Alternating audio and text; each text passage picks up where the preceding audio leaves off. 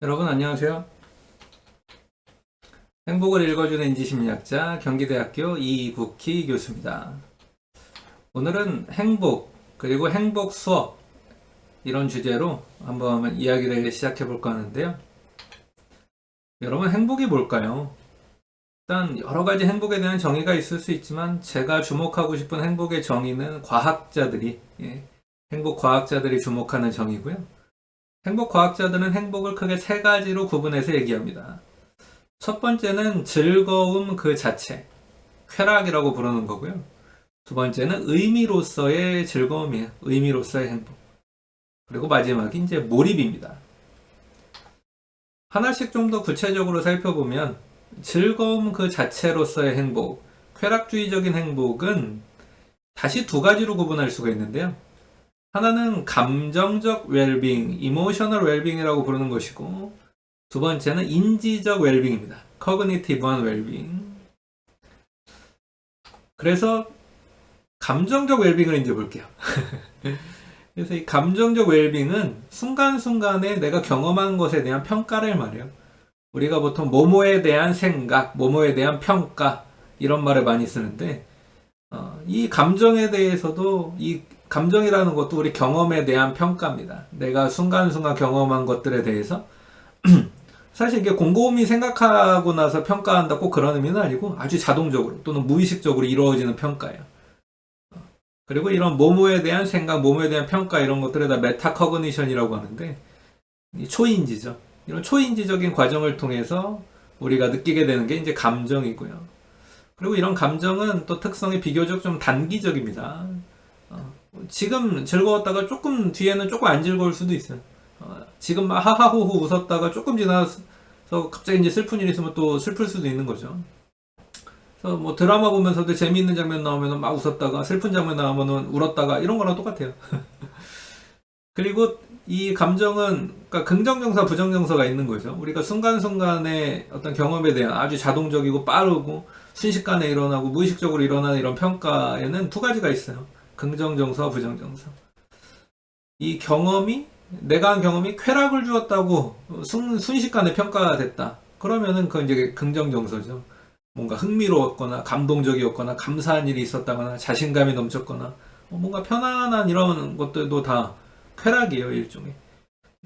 평온함, 카멘 피스풀 이런 것도 다 쾌락이란 말이죠. 긍정정서입니다. 근데 불쾌감을 느낄 수도 있어요. 어떤 경험이 불쾌감을 주었다고 평가하는 상태가 있을 수도 있습니다. 고통을 줬을 수도 있고 우울할 수도 있고 짜증날 수도 있고 화가 났을 수도 있고 불안할 수도 있고 부끄러울 수도 있고 무서울 수도 있고 이런 것들은 다 이제 부정정서에 들어가요. 그런데 여기서 이제 한 걸음 더 한번 나아가 보죠. 제가 방금 얘기한 긍정정서, 부정정서 이런 것들은 그럼 그 자체로 좋고 나쁜 걸까요? 일단 먼저 긍정정서는 그냥 무조건 다 좋은 걸까? 여러분 근데 요거에 대해서는 이제 한번 다시 한번 생각해 볼 필요가 있어요. 긍정정서는요.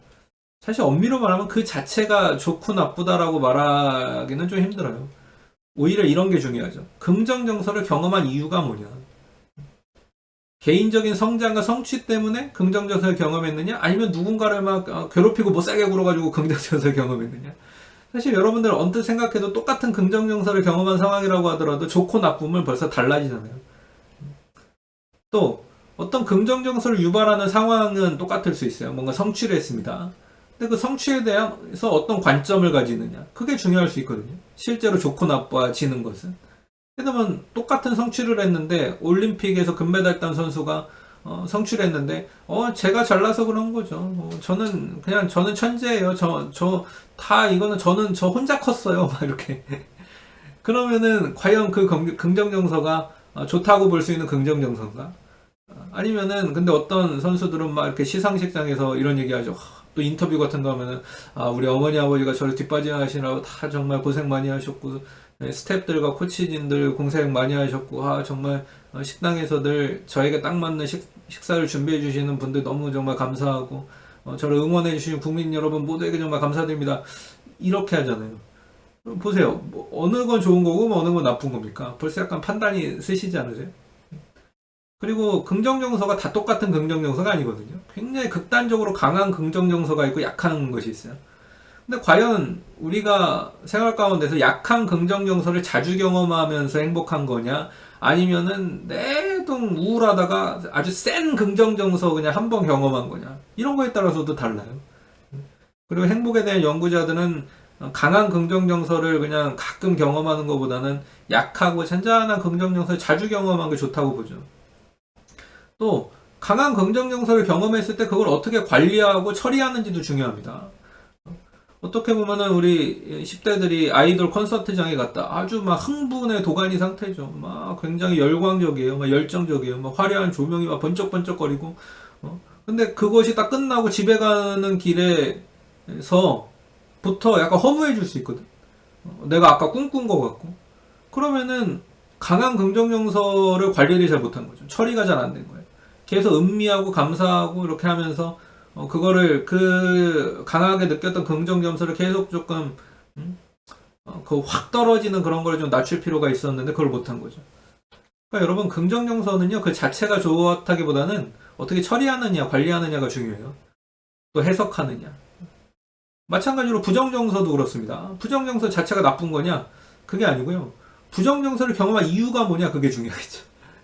내가 정말 열심히 공부해서 지금 약간 피로한 상태냐? 아니면 열심히 일하다가 엄청난 생산성을 보이다가 의미 있고 가치 있는 일을 하다가 피로한 상태냐? 아니면 그냥 막 게임만 하루 종일 주구장창하고 막 술 많이 먹고 머리가 지끈거려 갖고 지금 아픈 상태냐?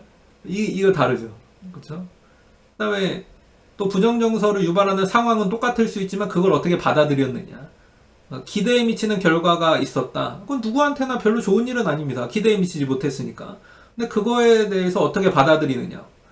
어떤 사람은요, 기대에 미치지 못하는 결과를, 이런 거 시행착오고, 나의 인생이 어떻게 보면 약이 될 거야, 배움이야. 이렇게 보는 사람도 있는가 하면은, 그냥 실패야. 이렇게 볼 수도 있거든요.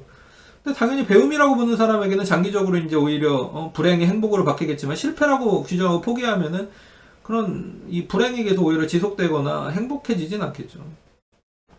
그 다음에, 극단적으로 내가 지금 강한 부정정서를 경험한 건지, 약한 부정정서를 경험한 건지, 또 약한 부정정서를 자주 경험하는지 아니면 강한 부정정서를 세게 경험했는지 이런 거에 따라서도 다릅니다. 또 강한 부정정서를 경험했다고 하더라도 내가 어떻게 관리하고 처리했는지 예를 들면 어떤 사람이 나를 정말 어마어마하게 막 화나게 했어요. 막 화를 들끓게 해서 막 이렇게 근데 그래도 이제 마음을 가라앉히고 관점을 좀 바꾸고 미래지향적으로 생각하면서 용서를 해. 그러면은 이 강한 부정정서가 약해질 수 있거든요. 그리고 이제 원래 강한 부정정서인 상태에서는 평상시 생활, 정상적인 생활이 불가능한데 이걸 좀 낮추게 되면 그래도 정상적인 생활이 가능해지면서 회복할 수 있죠. 그러니까 부정정서도 마찬가지예요. 어떻게 관리하느냐, 처리하느냐, 어떤 관점을 가지냐, 해석하느냐 이게 중요합니다. 사실 그래서 이런 부분에서 행복 수업이라는 게 필요하거든요. 우리 인생에서 행복을 알려주는 또 행복에 대해서 전달하는 이런 행복 수업이 필요해요. 행복 수업은 자신과 타인의 행복에 기여하는 긍정 정서와 부정 정서의 원인이 무엇인지 그래서 이런 걸 알려주는 수업을 말하고요. 또 극단적인 정서를 어떻게 관리하는지 이런 걸 알려주는 수업입니다. 그리고 이렇게 긍정 정서, 부정 정서를 처리하는 방식이 바로 행복 수업의 정의를 내려본다면은 자신, 그러니까 개인의 행복을 위한 관점과 습관과 문화를 가르치는 교육이다. 또 이렇게도 볼 수 있죠. 그래서 여러분 동일한 부정정서라도 어떤 관점을 가지는지 따라서 결과가 다르잖아요. 어떤 해석을 가지느냐, 내 마음의 태도가 어떠하냐. 계속 관점이 중요해요. 이런 거를 알려주는 수업이 필요하단 말이에요. 또 긍정정서의 강도가 긍정정서도 강도가 높은 긍정정서를 단회적으로 경험하느냐. 매일 정말 놀이동산 가서 놀 수는 없는 거니까. 매일 콘서트장에 갈 수는 없는 거니까. 아니면 작고 잔잔한 긍정정서를 매일 경험하는 거냐. 사실 작고 잔잔한 긍정정서를 매일 경험하는 게 좋거든요. 행복은 강도가 아니라 빈도라는 말이 있어요. Happiness is not intensity, but frequency 라는 연구가 있을 정도예요. 이거는 습관에 대한 거죠. 이런 행복에 유리한 습관을 가르쳐주는 교육이 그래서 필요합니다. 그리고 긍정정서를 지지해주는 문화에서는 긍정정서를 더 많이 경험할 수 있겠죠. 강도 높은 긍정정서가 아니라 잔잔한 거. 또 부정정서를 서로 나누는 문화에서는 부정정서가 반감되고 부정정서가 행복으로 바뀔 수도 있겠죠. 그래서 이런 행복한 문화도 또 중요해요. 그리고 이거를 우리가 알려주는 그런 이런 문화가 필요한 걸 알려주는 그런 교육과 수업이 필요한 거죠. 자, 다음으로는 역시 그 즐거움에 속한 거긴 한데, 즐거움에 속한, 쾌락주의적인 행복에 속한 거, 제가 감정적 웰빙을 본 거고요. 다음으로 이제 인지적 웰빙이라는 게 있다 그랬죠. 커그니티브 웰빙. 이거는 이제 생활평가라고도 부릅니다. 우리가 바로 앞에서 감정을 봤어요. 이처럼 감정은 그 자체로도 의미가 없다, 이렇게 볼 수는 없지만은, 감정에 대한 인지적인 평가가 이루어진 후에 그 감정의 영향력을 제대로 알 수 있죠. 이런 게 인지적 웰빙이에요. 비교적 장기간 이렇게 회고하고 회상하면서 내리는 내 삶에 대한 평가입니다. 순간순간의 경험에서 오는 감정적 웰빙은요, 사실은 반성적, 성찰적 기능이 좀 약하죠. 아까 말씀드린 대로 이건 순식간에 그냥 내가 느껴버리고, 아주 그냥 무의식적으로 느껴버리고, 또, 자동적으로 그냥 내가 느끼는 거니까.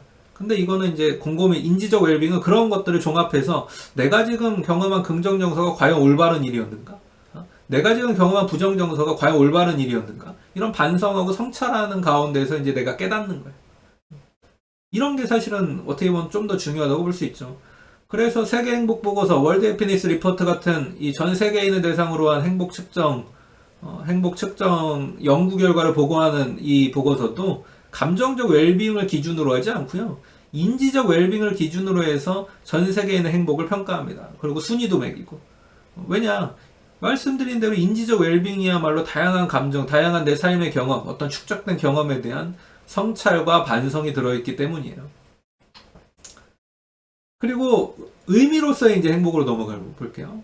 유다이모니아라고 부르는데, 아까 지금까지 얘기한 쾌락주의적인 행복, 쾌락적 행복은 사실 개인적인 행복이죠. 개인적이에요. 나만 좋으면 돼요, 어떻게 보면. 그런데 개인적인 행복만 행복이냐? 그건 아닙니다. 행복에는 공동체와 함께하는 행복, 타인과 함께하는 행복, 우리 공동체 구성원들과 가족과 친구와 같이 하는 행복이 있어요. 그리고 그런 게 바로 의미로서의 행복입니다. 이런 게 유다이모니아예요. 이런 것을 좀 더 구체적으로 정의하면 이렇게 정의할 수 있어요.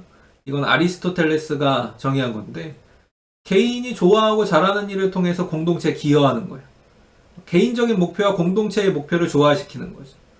내가 잘하고 좋아하는 일을 통해서 공동체의 의미와 가치를 창출하는 것을 말합니다.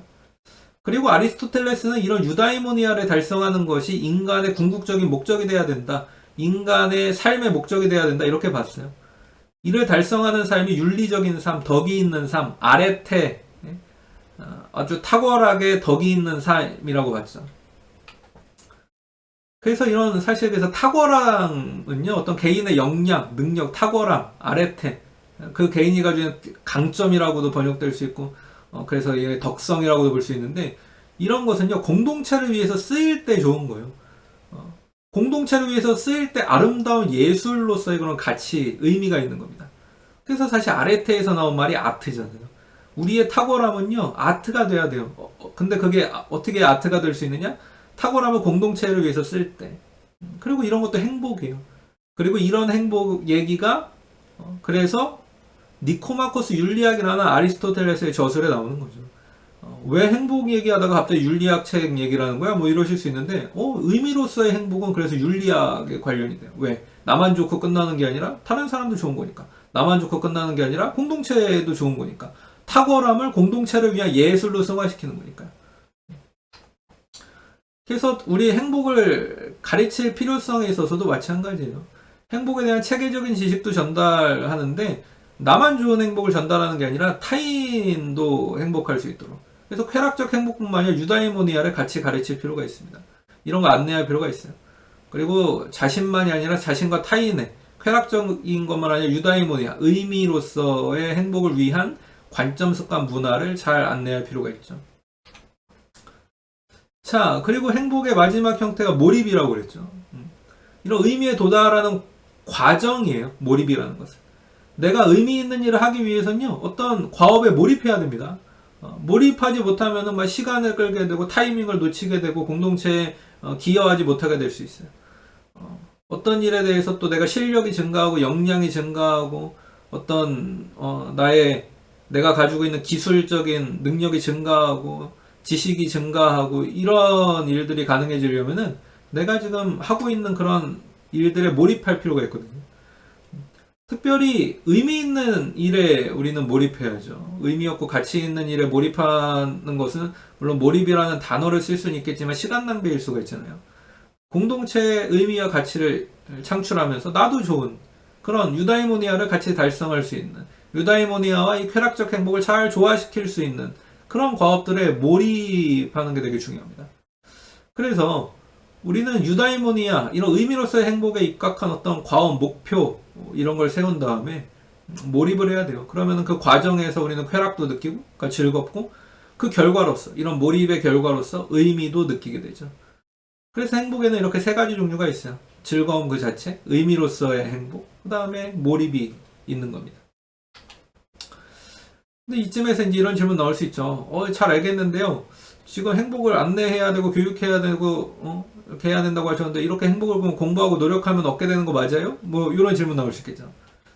근데 아까 제가 얘기했던 것 중에 부정정서 자체가 나쁜 게 아니라 또 긍정정서 자체가 좋은 게 아니고 이런 긍정정서, 부정정서를 어떻게 통제하고 관리하는 게 중요하다 이런 얘기를 했었죠. 그 자체가 행복은 결정되어 있다 또는 행복은 그냥 행운이다 이런 관념하고는 거리가 멀죠.